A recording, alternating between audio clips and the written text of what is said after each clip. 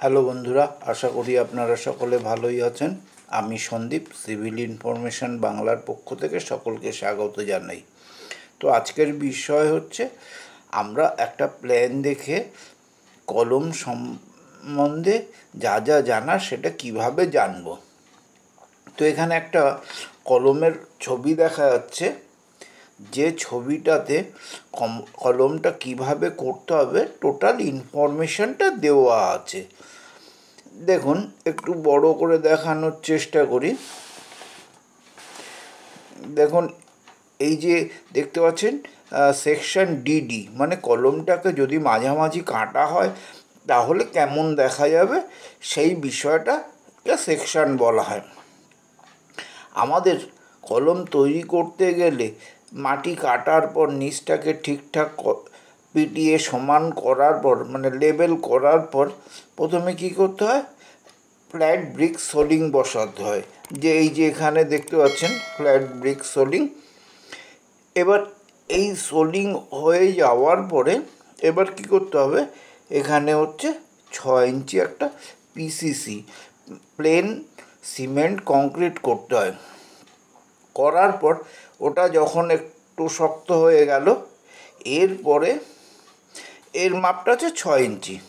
এরপরে কি করতে হবে, যে এরপরে আপনাকে কংক্রিট ব্লক, যেটা আগে থেকে তৈরি করে রাখতে হবে, সে দিয়ে এই খাঁচাটাকে বসাতে হবে। এবার সেইখানে ঢালাইটা হবে 7 ইঞ্চি হাইট হবে, যে দেখতে পাচ্ছেন 7 ইঞ্চি, এবং এর ট্যাপার যেটা হবে সেটা হচ্ছে 8 ইঞ্চি। তো এটা হলো বেসের অংশটুকু। এবার এবার নিচে আসি। এই প্ল্যানটাতে দেখতে পাচ্ছেন যে আমাদের বেস কত বাই কত হবে। এই এখানে দেখুন 4 ফুট, এদিকে হচ্ছে 4 ফুট, তাহলে হচ্ছে আমার বেসের সাইজটা হচ্ছে 4 ফুট বাই 4 ফুট। এবার কলমের সাইজটা কি হবে, 8-12। তো এই যে যার জন্য 8, আর এই যেখানে 12 ইঞ্চি দেখতে পাচ্ছেন।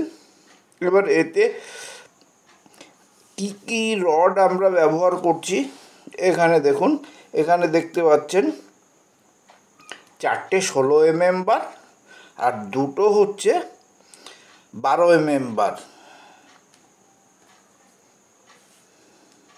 4টে 16 mm, দুটো 12 mm।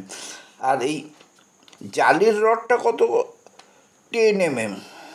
এবার এর গ্যাপ কতটুকু হবে, centre to centre 5 inch.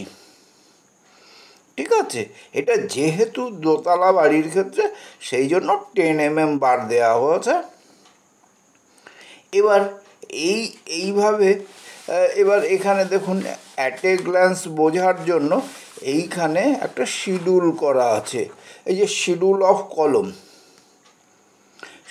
Of কলমের মধ্যে দেখুন, এখানে এই কলমটা হচ্ছে F1। এবার এর কলম সাইজ কত, 8-12, যেটা আগে দেখালাম।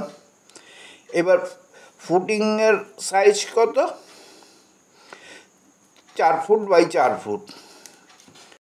বেসের জালির rod 10 mm bar, centre to centre 5 inch. যেহেতু এটা দোতলা বাড়ির ক্ষেত্রে সেই জন্য 10 mm বারই যথেষ্ট। এবার মেইন বার কী আছে, 4টে 16 mm আর দুটো 12 mm বার। বাইন্ডার কত, 8 mm। তো এইভাবে যদি আপনি একটা প্ল্যান থেকে সব বিষয়গুলি আগে থেকে ওয়াকিবহল থাকেন, তো তাহলে কি হবে, মিস্ত্রি যখন কাজ করবে তখন সে যদি ধরুন 4-4-এর জায়গায় কম করে বেস করার মতন রড কাটছে, আপনি তাকে অ্যালার্ট করতে পারবেন না, আমার ইঞ্জিনিয়ার তো 4-4 সাইজের রড কাটতে বলা আছে। এইভাবে প্রতিটা বিষয় যদি আপনি ওয়াকিবহল থাকেন তাহলে কি হবে, আপনার বাড়িটা মজবুত হবে। আশা করি বোঝা গেছে।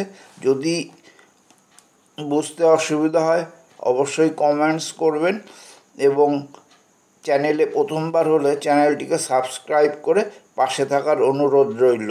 ধন্যবাদ ভিডিওটি দেখার জন্য।